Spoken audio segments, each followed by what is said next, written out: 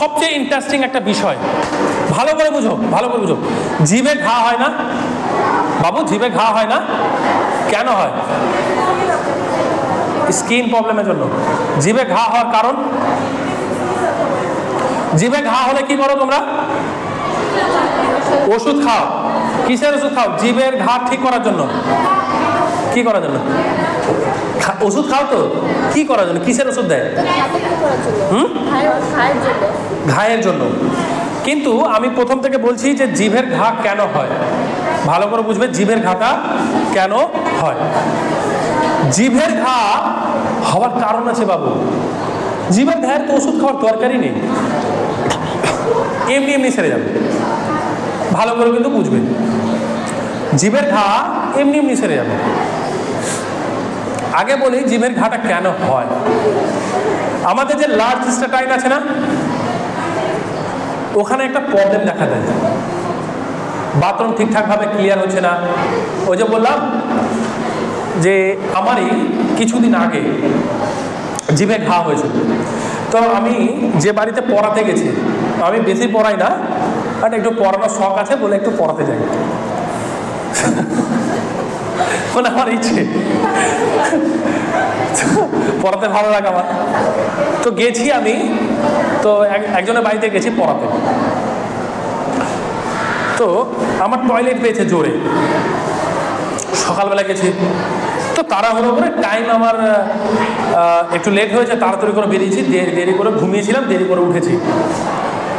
তো আমার খুব জোরে টয়লেট হয়েছে। যে বাড়িতে গেলাম ওই একটা গ্রামার করতে দিলাম, দেওয়ার পর আমি বললাম যে টয়লেটে যে আছে, দেখছি একজন বাথরুমে গেল ওদের বাড়িতে, একটু ওয়েটার করে আছি, চেপে আছি খুব জোরে। একটু পরে একজন বাথরুমে গিয়ে বাবু 1 ঘন্টা থেকে গেছে।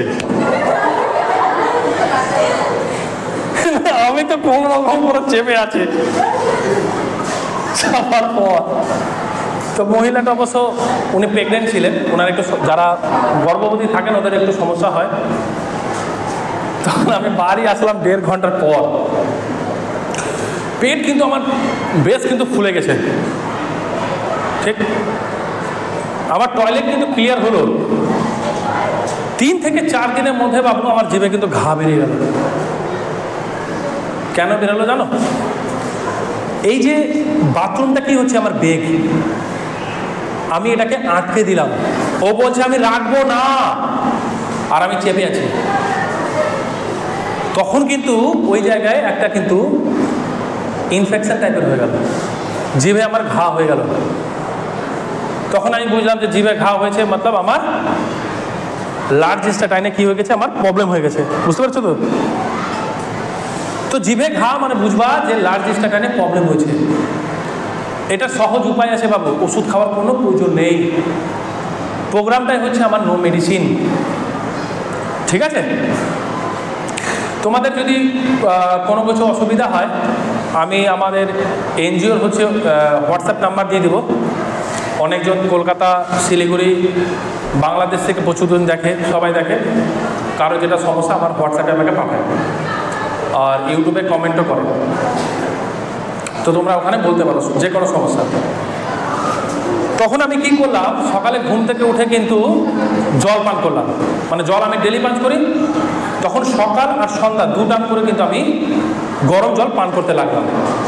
4 দিনের মধ্যে আমার জিভের ঘা কিন্তু কমপ্লিট হয়ে গেল। 4 দিনের মধ্যে আমার জিভের ঘা কিন্তু কমপ্লিট হয়ে গেল। এবার কারো যদি খুব জিভের ঘা বা মুখে ঘা হয়েছে, আরেকটা উপায় আছে, সেটা হচ্ছে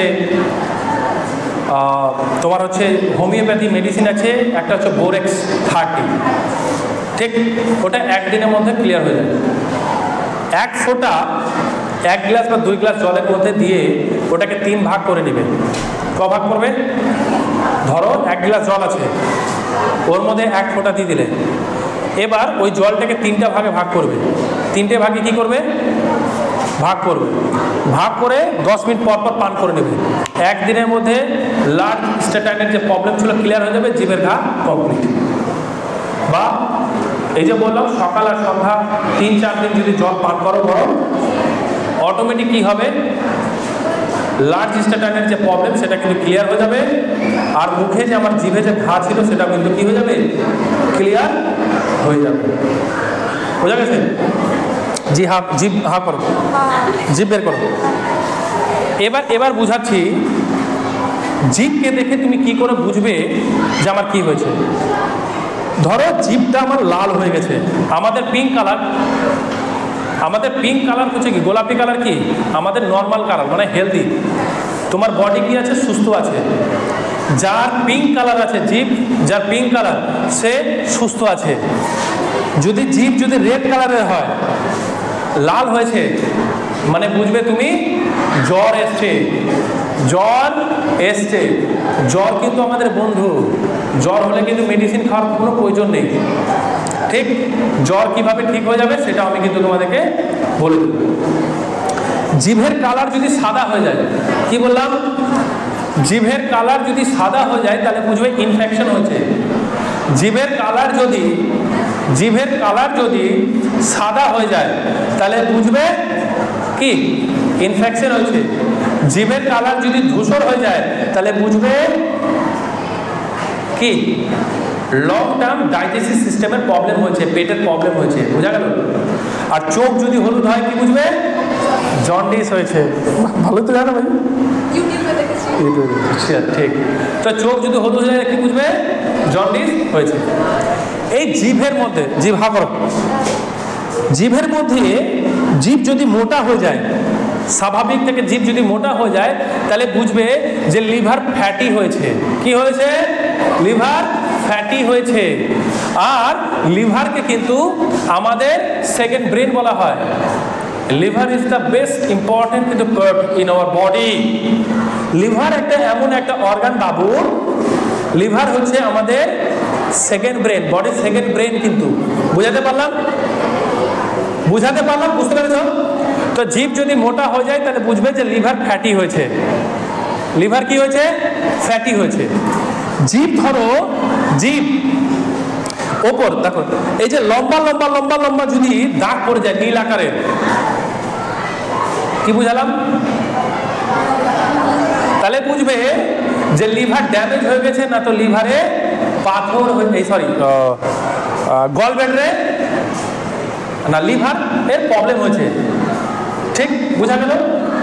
আর তোমার হচ্ছে গল ব্যাডারেও কিন্তু একটা সমস্যা হয়ে যায়, পাথর হয়ে যায়। এবার ভালো করে বুঝবে, গল ব্যাডার কিন্তু পাথর হয়ে যায়। এবার জিভ যদি মোটা জায়গায় পাতলা হয়ে গেছে, আমাদের যে জিভ হচ্ছে স্বাভাবিক থেকে যদি পাতলা হয়ে যায় এবং জিভের সাইডে যদি কাট যদি দাগ পড়ে যায় তাহলে বুঝবে যে কিডনি ড্যামেজ হয়ে গেছে, না তো কিডনিতে পাথর হয়েছে। বোঝা গেল?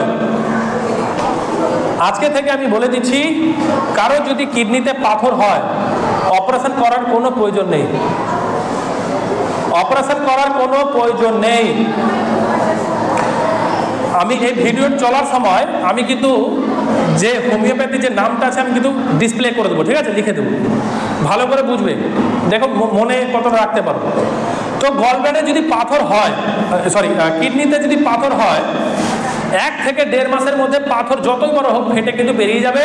অপারেশন করে 70-80 হাজার টাকা খরচা করার কোনো প্রয়োজন নেই। বুঝা গেল? বুঝাতে পারলাম? হোমিওপ্যাথি একটা ওষুধ আছে যে এই পাথরকুচির পাতা আছে না, পাথরকুচির পাতা দিয়ে কিন্তু তৈরি হয়েছে, হিন্দিতে বলে পাথর চাট্টা, ওটাই তৈরি হয়েছে বারবারিস ভুলগারিস কিউ। এই হোমিওপ্যাথি ওষুধ মানে সব আমাদের ভারতবর্ষের রিসার্চ ছিল ঋষিমুনিদের, জার্মান কিন্তু তৈরি করে। আর এই নামটা কিন্তু জার্মানদেরই, বারবারিস ভুলগারিস কিউ। বারবারিস ভুলগারিস কিউ মুখস্থ করো, বারবারিস ভুলগারিস কিউ। সকালে ঘুম থেকে উঠে বাসি মুখে 10 থেকে 15টা ফোঁটা 1 গ্লাস জলে বা 1 কাপ জলে 10 থেকে 15টা ফোঁটা দিয়ে দিবে, ঠিক আছে? 3 টাইম পান করবে। সকালে ঘুম থেকে উঠে ব্রাশ করার আগে পান করবে, এটা সবচেয়ে বেশি কাজ করবে।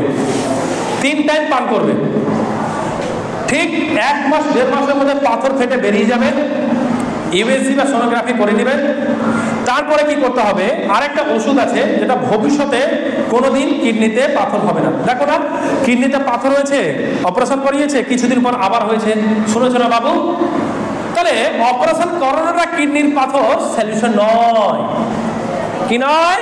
সলিউশন নয়। ও আবার হবে, ও আবার হবে, ও আবার হবে, ও আবার হবে।